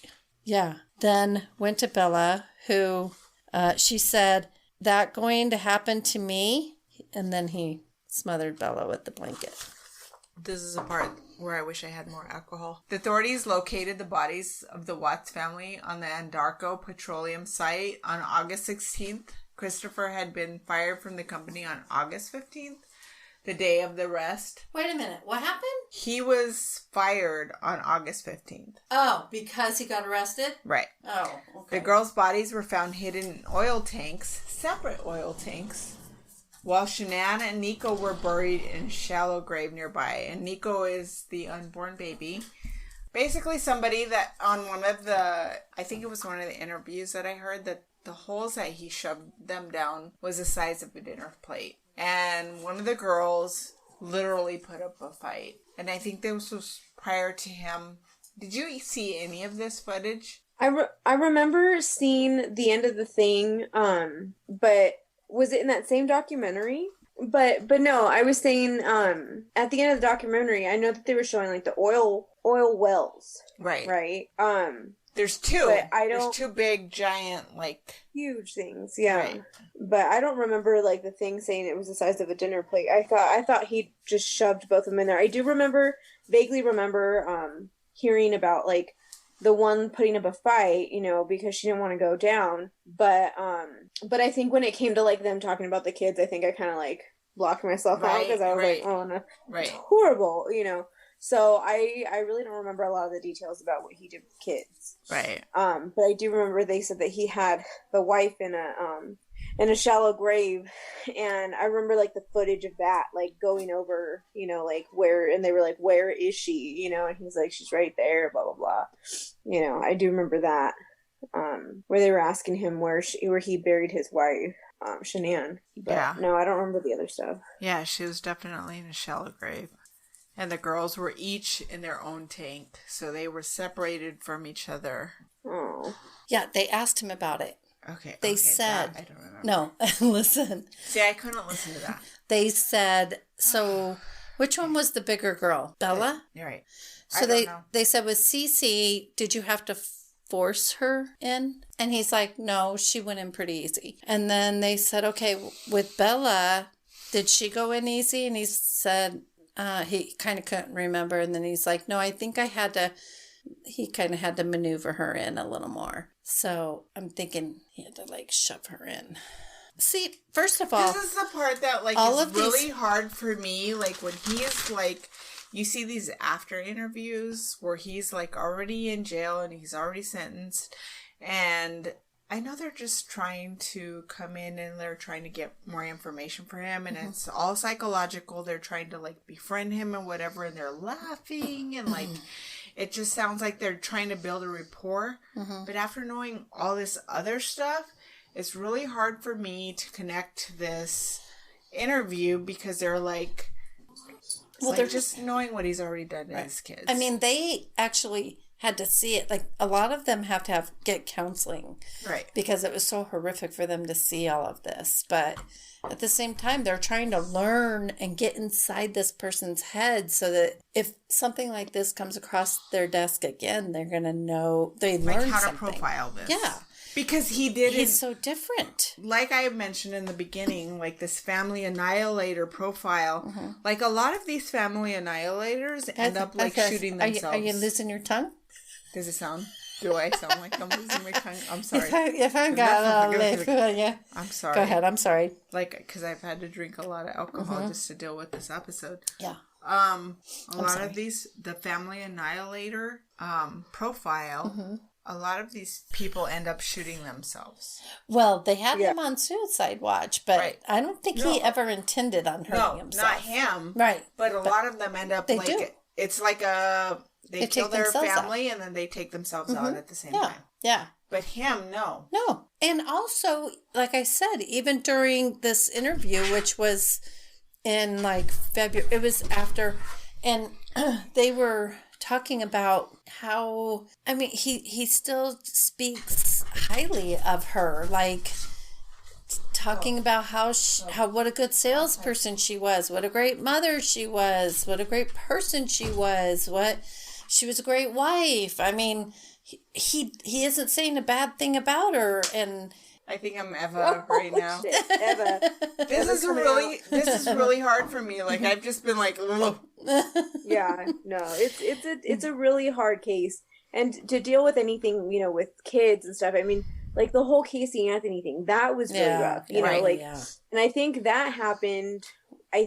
I want to say like the year before I had Jordan, you know, and that was just before I even became a parent. I was just like, what the, like, how the hell could you do something to that beautiful little baby? You know, she was so and it's hard to understand as the psychology behind it. Yeah, and for me, like, because I watch so many like murder docs and like why did they do it, to try to like get behind the mind, you know, and all of it. I mean, it's all psychological. There's so much behind it of like why they did it. And I hate to say it because I hear you guys talking about it in the podcast, but like, where it's like they have a past. The person that did it always has some kind of, you know, something past, and they're just a product of their environment. And it sucks that, you know, that unfortunately because of how they're raised, that they decided to murder the entire family, you know, or what have you, whatever this case may be, you know, but it's crazy just how like mental it is with like murder and killing and anything like that. I mean, what are you barking at? Wild. My dog thinks I'm playing with her because I'm like moving my hand. I definitely. Like, that's why I say I totally believe that he had repressed all this anger and resentment towards his mother, he had been with all females that dominated. So even dating and then marrying, and then, so he pushed that so far. Your brain, your body can only handle so much. Sorry, I'm laughing because I see her Pomeranian trying to come up to her. Like, I'm not laughing about the subject matter. But your body, your brain can only handle so much before it snaps. And that series, it's called Snapped. People really do snap. Right. And so, I like, actually believe you he did. like see a lot of clips. Sorry, like, all right. So I'm probably coming in. Yes, Eva. Now you can hear me. Sorry. She gets really close to the mic.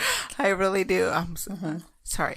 Hello. Anyways, you understand like his relationship with his mother. Like, his mother is a very dominant personality. If you've watched a lot of these clips, and I am going to include a lot of the clips of the interviews with his mom, the interviews with her, so you kind of understand like the dominant personalities that are in his life. And he is a very like repressive personality, where he's repressed a lot of these energies in his life. Like, I'm not making excuses for this guy because he's a monster. He's a fucking making monster. excuses. Oh my God, I hate the fact that I've already drank so much and it's coming out in this. A lot of us live with a lot of these energies in our lives, and we move past them. And he was unable to move past this part of his life. Yeah, he definitely let a lot of shit build up, you know. And like I know you guys say before, like, you don't try to excuse their behaviors, but they're also human. So it's really interesting to understand their past, to figure out like why and what just kind of like led them to their breaking point, you know. And that's the whole thing. I mean, like, when I watch like the murder docs and stuff like that, I like to watch the psychological part of it, because everybody has their history, you know, and that's kind of where, when you study it, when you're in that field of like the criminal psychology, you get to understand, okay, well, this kid was killing birds at the age of 6, you know, and that's usually a telltale sign that some shit's about to come out, you know, a few years later.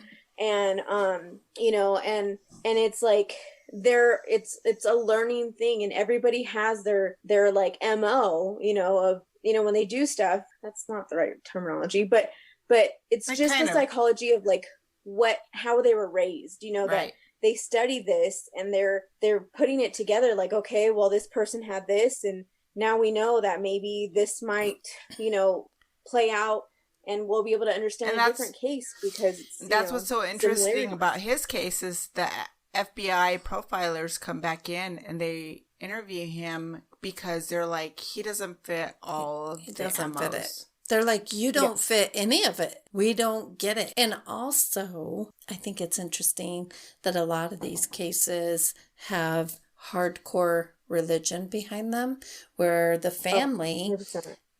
Huh?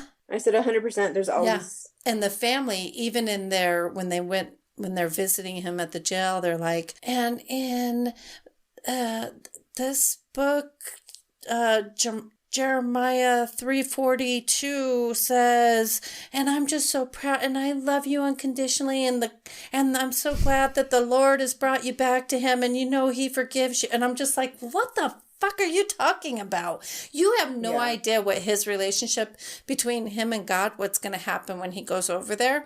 But that aside, stop hiding behind your religion for what he did.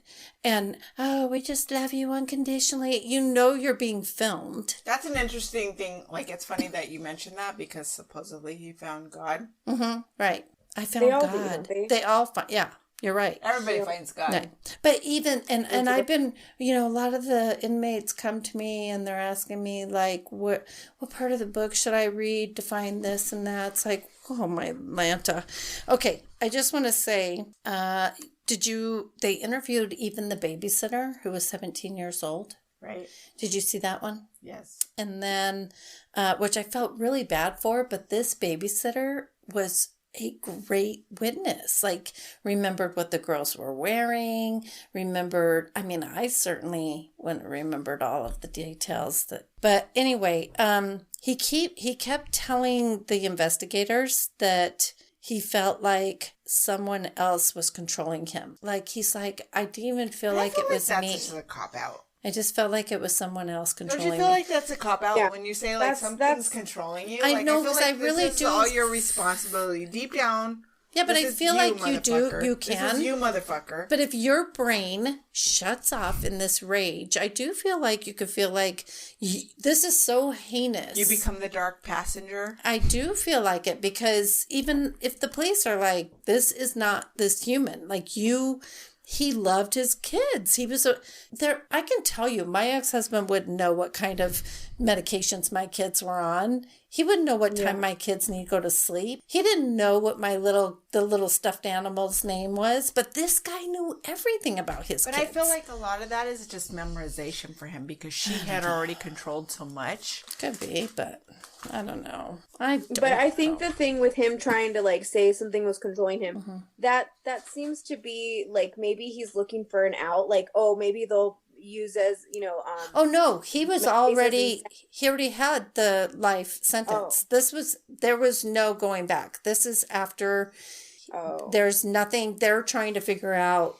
This is just them trying to learn something, and he's not going to get away with anything.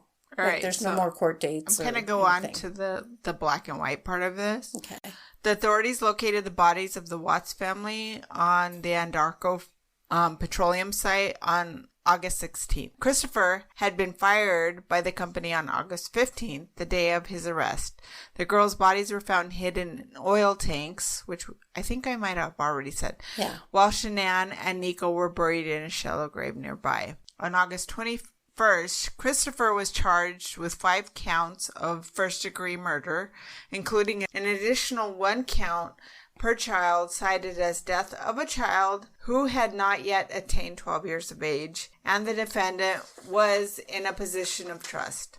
Unlawful termination of a pregnancy, and 3 counts of tampering with a deceased human body. He was denied bail at his first court appearance. At a later hearing, his bail was set at $5 million, with him being required to put down 15% to be released. I'm surprised they didn't make that a cash bond. Right. But are you going to talk about... Well, I just want to get onto the haunting part of it. Okay, well, he ended up pleading. Right. And he ended up doing that because he didn't want to torture anybody. In an interview on Dr. Phil, Christopher's lawyer claimed that Christopher confessed to killing Shanann after an argument regarding divorce. During the murder, Bella walked in on the couple. Christopher then told her that Shanann was sick. He loaded Shanann's body and the girls without their car seats in the back seat of his work truck. So this is what he says. No, yeah, that's his story. He later smothered the girls, one after the other, with a blanket there. And they were telling him that the police still can't figure that out. Definitely give a fight. Right. Because there's defensive wounds on that. Yeah, child. and the rips in her mouth and everything. Yeah. The morning after he killed his family and disposed of the bodies at an oil work site owned by his then employer, Chris called the school the girls were set to attend, saying they would no longer be coming, which is like, I mean, tell me you don't have that really planned out. like thinking this through. Yeah, like somebody did not have you under control. This has like remnants of Lori Vallow to me. Yes. And then Chris contacted a realtor to discuss the selling of his house and texted his girlfriend about their future. Weld County, Colorado's district attorney, do I sound drunk? Yeah. I feel like, yeah. Okay, sorry. That's okay. You might it's need called to read the rest It's called of this. Tipsy Tales. Oh my God. I feel like You're supposed to. That. She's so drunk she can't read it, This folks. last paragraph right here. It says, and then It's a hard case. It is hard because like contacted a realtor. When it comes to kids, like these ones hit me like so hard. All right. Yeah. Contacted his girlfriend about their future. Weld County, Colorado's district attorney, Michael Rourke, said at his sentencing hearing, according to People magazine, I take it, it seems that Chris started implementing plans to start a new life on the very same day that he murdered his family. Explaining Chris's potential motive, Rourke continued, he had a desire for a fresh start, to begin a relationship with a new love that overpowered all decades and feelings for his wife, his daughters, and his unborn son. Christopher pleaded guilty to the murders on November 6th. The death penalty was not put forward by the district attorney. Shanann's family did not want to be responsible for a death, so they asked that not be put on their hands. Yeah. Mm-hmm. Like how, like his family I wouldn't want said, I know your sense on the death penalty, nobody's going to die because, no, you spend your life rotting in prison thinking about what you did. Motherfuckers. Forget that. Anyway, they were supportive of his decision to accept the plea deal. On November 19th, he was sentenced to 5 life sentences, 3 consecutive and 2 concurrent, without the possibility of parole. He received an additional 48 years for the unlawful termination of Shanann's pregnancy and 36 years for 3 charges of tampering with the deceased body. After this, he had his $5 million bail revoked and was immediately remanded to custody. I loved what the judge said. Right. He said, you can take the prisoner now, and something about telling him to start the rest of his life in prison. Right. That he will never see the light of day, basically. It was a very perfect wording, whatever he said. And I did one of these. Yes! Yeah. Yes! He went to prison. Anyway. And, okay, so can I just say something else before we get into the paranormal? I wonder, one, because he went from fat and flabby to beefed up. Right. Was he doing steroids, and did that have anything to do with anything? I will tell you, I have tried this product that she was selling. Thrive. And it makes you, it is, that when my neighbor was giving it to me, she's like, that it doesn't interact with your, and I'm like, it interacts. Like, you shouldn't be giving to people unless you know what medications they're on. It had me jittery all over the place. I got physically sick from it. I was like, nope, I am not even, she gave me like a whole sample packet that they give people and the patch. And I was like, no, I took one vitamin supplement and it made me sick. So I was like, no. And it gave me the jitters all day. It was very bad. So who knows if that has caffeine in it? There is a band or something that has high amounts of caffeine, but there is the patch, I think, has a bunch of something else in it. But even he said, your Apple Watch will show your heart rate. It'll show like you're working out all day long because your heart rate is constantly. Wow. That's interesting. So I just wonder if that had something to do with, I don't know, fucking with his brain too. But I feel or like there's steroids that or whole something. personal responsibility thing that comes into play here. Yeah, well, sometimes there's other things too, though. Right. But anyway, okay, paranormal, go. Okay, you go. Okay, well, I'm going to say, so on the police cameras, on their footage, I watched it clean out without paranormal people saying this and that.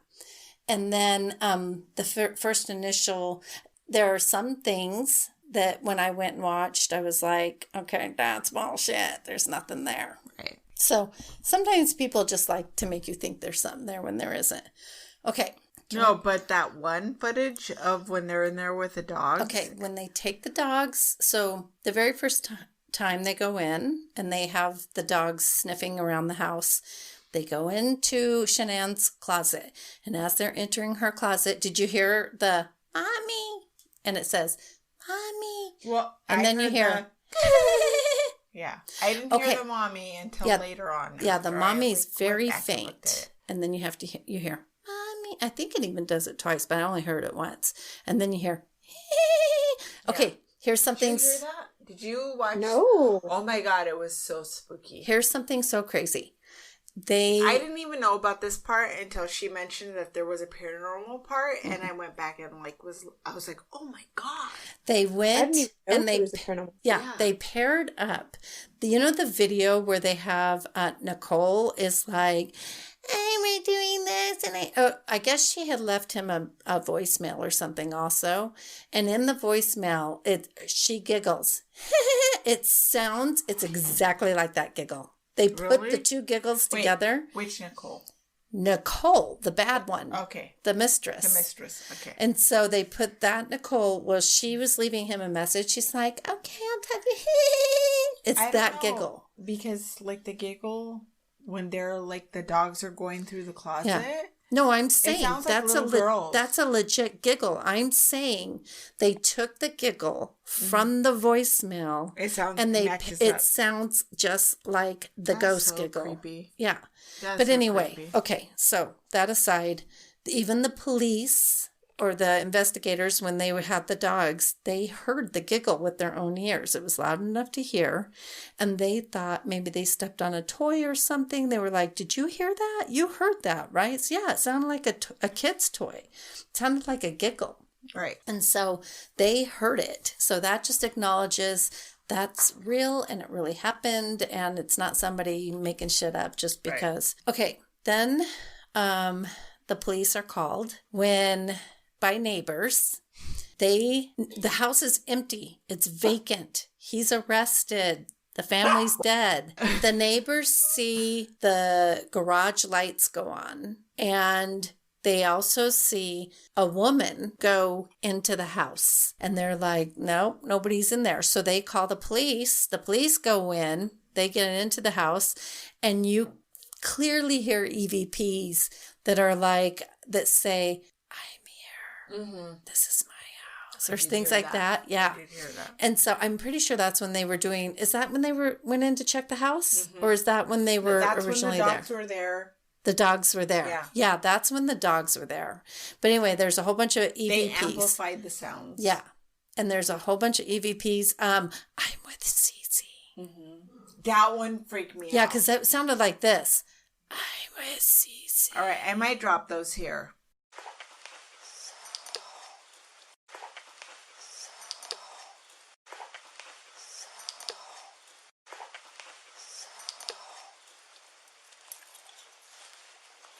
Here's a pair of her shorts.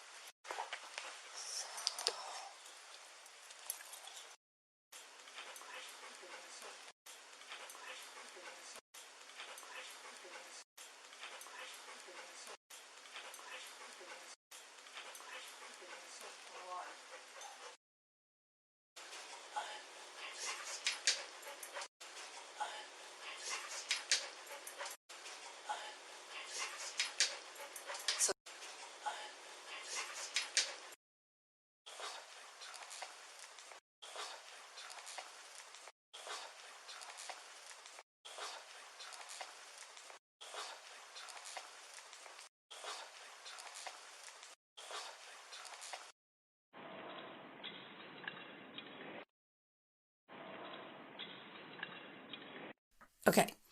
And anyway, so now the police are called. They go in, and when they walk in, if you look, there's on the stairwell, it looks like a little, I think it's this one, where a little girl, it looks like the ghost of a little girl comes down the stairs. Is that when the police go in to investigate? I didn't see that one.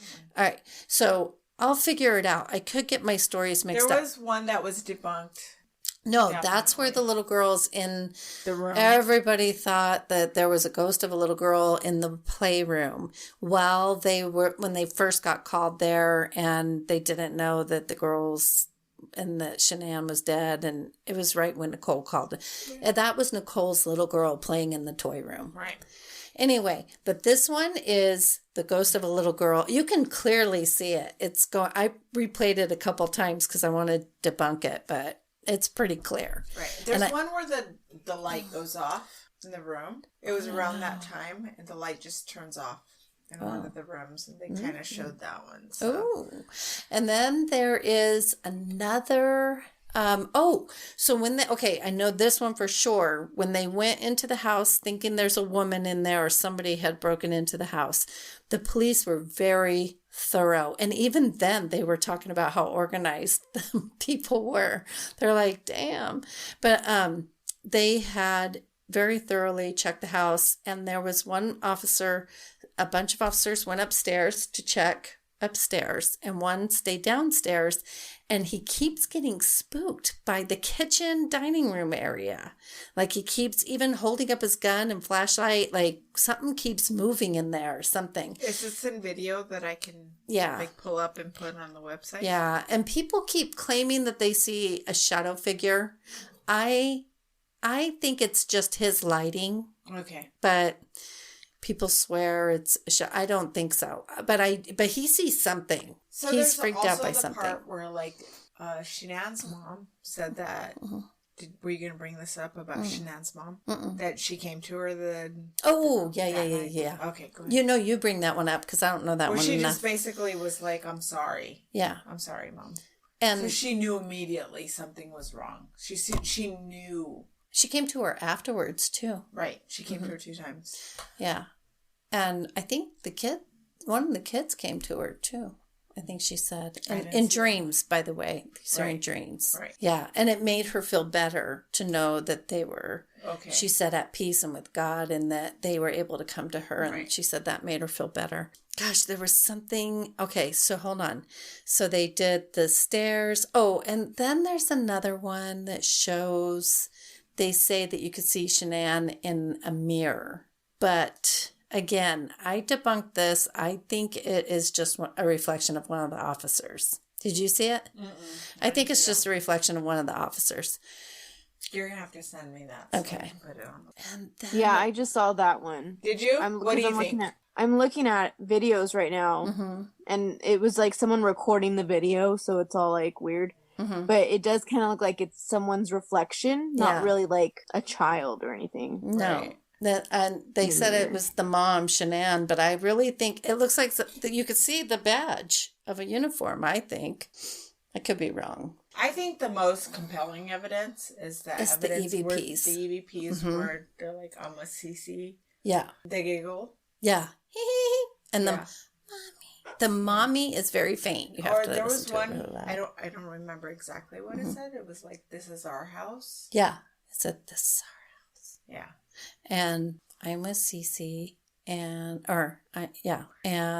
which feels super cruel to me is like, why did he put them in separate tanks?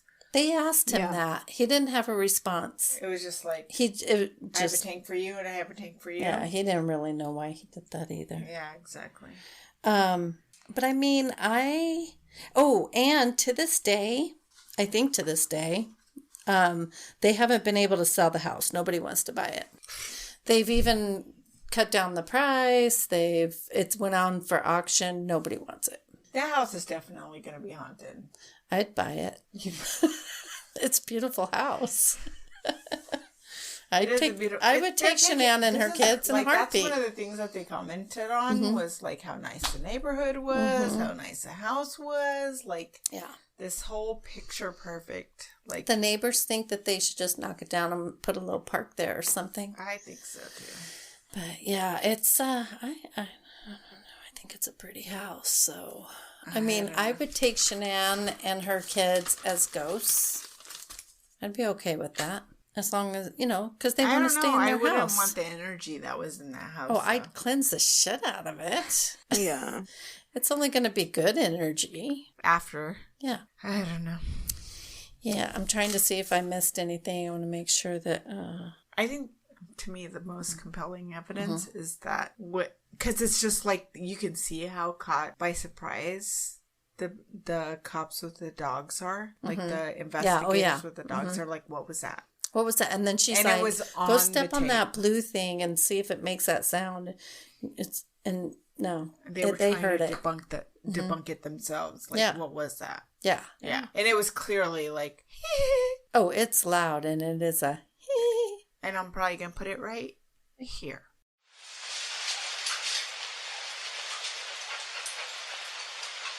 Well, there's plenty of first enders here. Yes. Yeah. Oh my gosh. What in the world is that? Wow. You already said back there you were going to put it drunk. So right here, we'll put something else. Oh, okay. She'll put it again, everybody. Just Eva's here. To you guys. So I can't go. It's called Tipsy Tales for a reason. Right, it is called Tipsy Toes. Sorry, guys. Tipsy Like, Toes. This is like a very serious subject matter, but like I had... This might have been more like posted tales, but... This is probably the first time that I've had to have Carlene finish my part of the story writings. Because I'm so, like, I can't deal.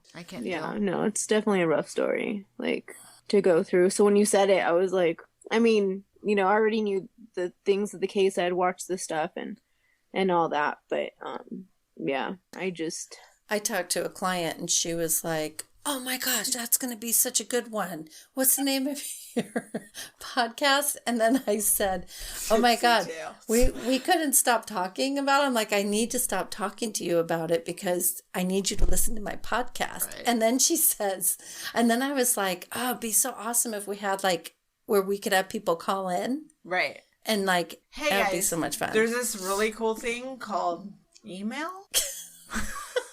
Where you guys can email your thoughts to us, and it's tipsytalespodcast@yahoo.com. Mm-hmm. So if you have any comments, you can definitely email those. Put them on our Instagram. And you can also send us an Instagram at Tipsy Tales Podcast.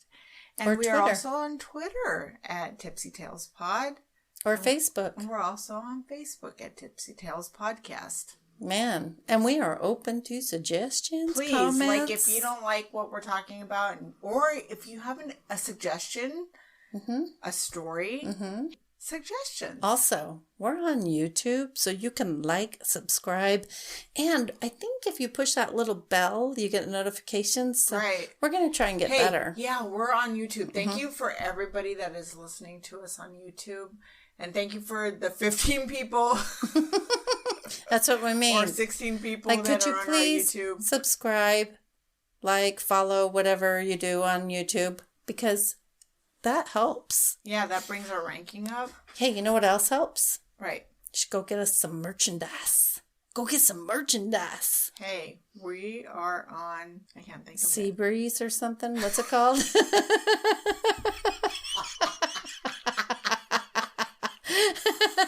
Teespring.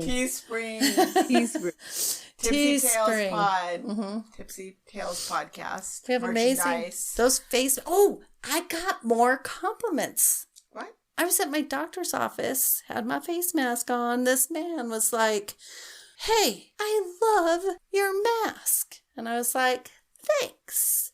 I feel like you go to more places than I do because I just go to the grocery store.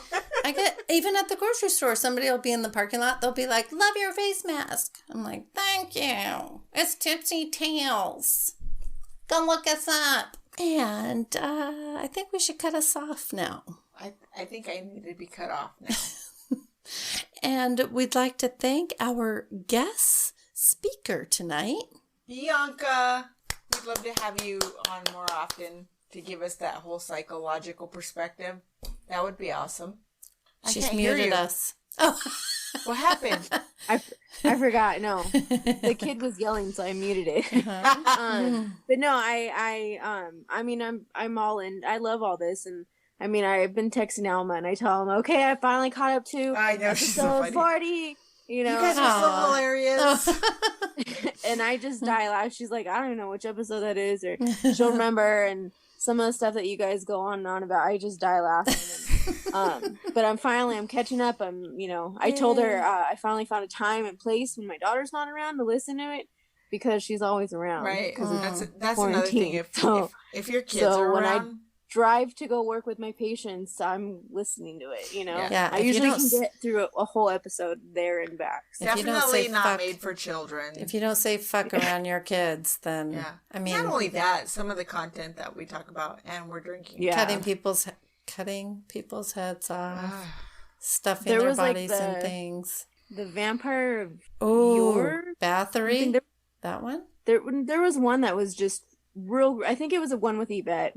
But that one was, like, wild. Oh, was that the Guadalajara one? Was it? No. I felt like it was... No, I don't know. There was one. It was called The Vampire something. Uh-huh. And, that was a California and the guy was one. just... It was in California. I think it was. Was it? He was like... I don't know. There was one, but it was wild, and it just was so gruesome. And I was like, yeah, there's no way in hell I'd let my candidate just... I feel like we should give, like, a more strong disclaimer on some of these, but it is what it is. Yeah. She's like, nah. No. I mean, it pretty much already says adult content. Yeah. It says Tipsy Tales. Like, you know. But then you guys did do, like, the trigger warning for this one. Yeah. You know, and you guys can... Usually when there's something, like, that's super... If it's going to be traumatizing. Like, even the last one that we did, we were pretty much like, this is a trigger warning. Cause, yeah. Zodiac Killer was pretty... Yeah, that one was... Ugh. I know you're not all the way caught up, Bianca. No. She's working her way up. That's good. Yeah. All right. Well, I think that's going to be it for tonight. Thank you guys so much for listening. We appreciate everybody that's listening to our episodes. If you've made it this far, thank you. We love you guys. That's it. A good 2021. You're just going to keep going, girl. I am. All right. Good night, everybody. Good night. Good night. Bye. Woo! Good night. Stay